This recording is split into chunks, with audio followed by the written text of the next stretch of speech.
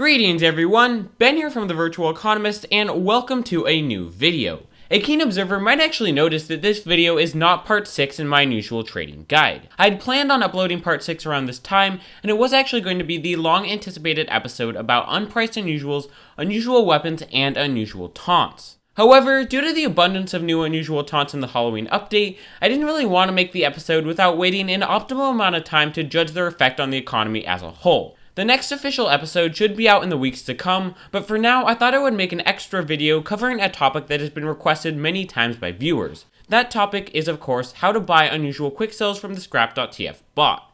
Everyone is always looking for new methods of finding Quicksells, so I figured that many of you guys would really enjoy this video. Anyway, let's get right on into it. First off, it is important to explain the nature of the bot. The way it makes profit is by buying unusuals as Quicksells with pure keys, and then reselling them at a slight discount or a Quicksell price, again in pure keys. This way, it nets a little bit of profit in each trade, and slowly lets it amass a larger and larger inventory. People can also sell unusuals to the bot to pay for other unusuals, but there really is no point to doing this since the bot considers them to be valued at Quicksell prices, essentially meaning that you're going to have to overpay massively to get an unusual for unusual trade. If you're someone looking to sell to the bot, you're most likely going to have to sell your unusual at a pretty massive discount. For that reason, a lot of people never sell to Scrap.tf unless they are 100% sure that no trader would ever buy their unusual, even at a Quicksell price. And because of this, the bot is just full of absolute garbage unusuals, be it overpriced, duped, or of horrible effects. Let's just say that the bot gets the nickname Scrap.tf for a reason. Because of the sheer amount of horrible unusuals in the bot, it is important to note that buying from Scrap.tf is actually quite skill intensive, and I wouldn't necessarily recommend it to someone who is just getting into unusual trading. One needs to be able to accurately discern what unusuals are good, and picking up a bad unusual even for an insane discount could trap you with an unusual that is physically impossible to sell. Nonetheless, let's get right on into how to find the best unusual Quicksells on the Scrap.tf bot so you'll never have to be stuck with an overly cancerous hat. First off, just looking at the unusuals in the bot will get you nowhere. You need to know the price of each unusual to determine whether it would be a good Quicksell. To do this, bring up the Backpack.tf page of the bot, and I'll go ahead and link it down in the description below. If you put both up side by side and sort Backpack.tf by value, it is pretty easy to match each unusual in the bot with the corresponding spot in its backpack. This way you can quickly price check each unusual to determine the discount without having to open up any more pages. For example, if you scroll over this unusual, you can see what it's worth on both Scrap.tf and Backpack.tf pretty quickly. You may notice that if you divide the Scrap.tf price by the Backpack.tf price, this is actually a very low discount. You could check each unusual in the bot like this, comparing its Scrap.tf price to its Backpack.tf price. However, unless you're a bot yourself, you would probably find that this is just not worth your time. This begs the question, is there a way to know what unusuals will be good deals without going through each and every hat in the bot? Turns out there actually is. From my time using the Scrap.tf bot, I've been able to figure out a few ways to hone down on exactly what unusuals are worth buying for a good deal. The first thing I would do is switch the sorting mode on Backpack.tf to by time. This essentially makes it so that hats that were just sold to the bot will appear at the top, and hats that have been in the bot for a while will appear at the bottom. The way I see it, if a hat has been in the bot for an extended period of time, there is really just no way it could be a good unusual to buy. Every other person looking through the bot before you has already done the work for you and determined that that unusual is just not good. Plus, if people see that you've purchased an unusual that they recognize from being the bot for literally ages, they will just flat out refuse to trade for it. Seeing Scrap.tf 5 times in the history of a hat is a great indication that it won't sell at all. So what I do is start looking for Quicksells at the top of the Backpack.tf page, and then stop the moment when I start to see huge clumps of unusuals at the bottom, as these are the hats that have been in the bot for a very long time. The Scrap.tf bot actually helps you now with this, as they put the unusuals that were just sold to the bot at the very top. You may notice that these unusuals decrease in value over time. This feature was added only recently, and it was basically added to net Scrap.tf a few more keys on hats that got instantly rebought the moment they were sold. So if you only look at the newly sold hats, this should eliminate at least 4/5 of the bot's content, which is great.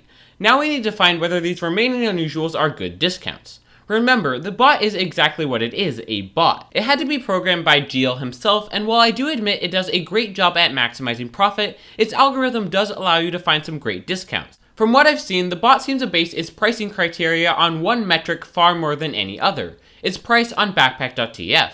Basically, this means that regardless of the effect or tier of the unusual, the more expensive it is on Backpack.tf, the higher the discount will be. If you imagine putting backpack value on the x-axis of a graph and percent discount on the y, I would imagine a best fit line being somewhat of an exponential curve. For unusuals under 20 keys in value, you'll be hard pressed to find an unusual with a greater than 20% off discount, meaning that unless you buy an unusual that you know you can resell for full price and pure, you really don't need to take a glance at cheap unusuals as there just won't be a discount there for you.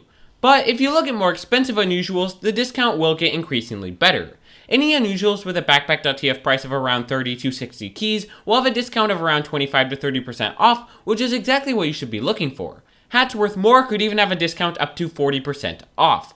Besides raw value, I've also noticed that the bot uses the low end of the range in its calculations, meaning that hats on backpack.tf with large ranges will give you larger discounts. For example, if you have a hat worth 40 to 50 keys, it would base its discount off 40 instead of the average price of 45 keys, allowing you to score much larger discounts. So, in recap, you should focus on looking for unusuals that have been recently sold to the bot that are around 30 keys or greater in value with large ranges. Using just this method, you should be able to hone down on unusuals with good discounts. However, before you decide to accept the trade, you want to make sure and do a background check on the hat you're buying, as you want to make sure that you're buying something you could actually resell. First off, you should check everything you normally would when buying an unusual, if it's duped, clean, a misc for a good class, etc. I go over all of this in episode 5 of my unusual trading guide, so if you want a refresher, you can just click here. However, on top of all of that, there are 3 things you must absolutely check before you buy an unusual from Scrap.tf. Number 1, if it is inflated or overpriced. Number 2, if it has an active price suggestion on backpack.tf. And number 3, if it has sellers that are selling the hat for less than backpack.tf value.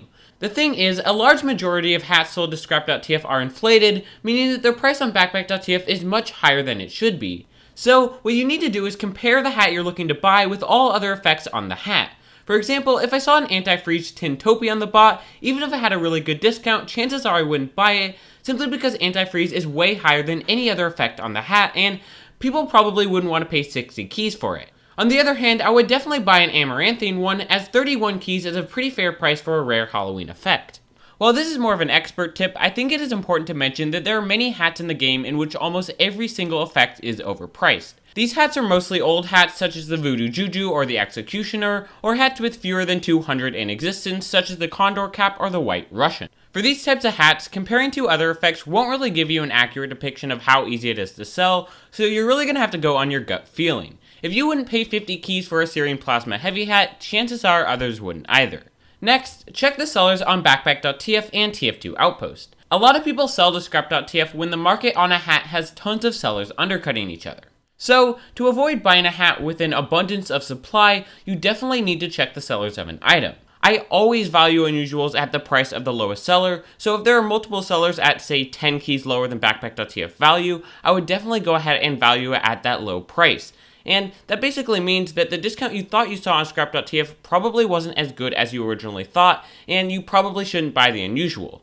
I would also be very wary if people say they are quote-unquote quick selling for less than backpack.tf, because unless they're selling at a discount at or greater than 25% off, they are really not quick selling and no one will ever buy their unusual, thus they are basically just screwing over everybody else on the market, so you're gonna have to treat them as the lowest seller.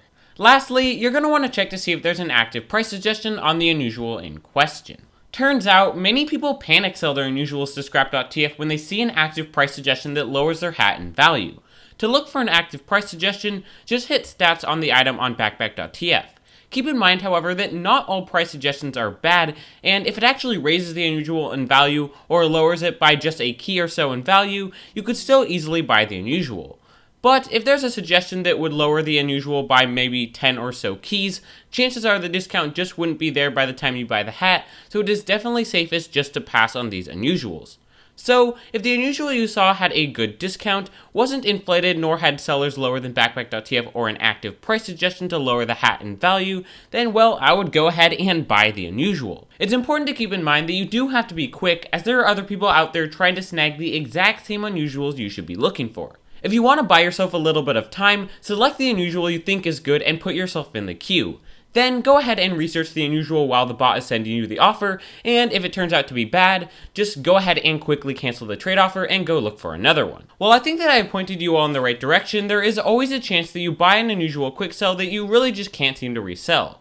In this case, I would strongly urge you to grind on trade servers or offer it as overpay on other people's hats on Outpost. If you offer the hat on enough people, there is statistically an incredibly low chance that you can't get rid of it. Of course, if all else fails, you could always just go ahead and re-quicksell it or sell it back to the bot at a small loss. Anyway, that is just going to be it for the video. I hope you guys enjoyed, and hopefully you've learned just a little bit more about how to find good deals on Scrap.tf. For now, just keep on trading and giving Geel that sweet profit. Until next time guys, thanks for watching.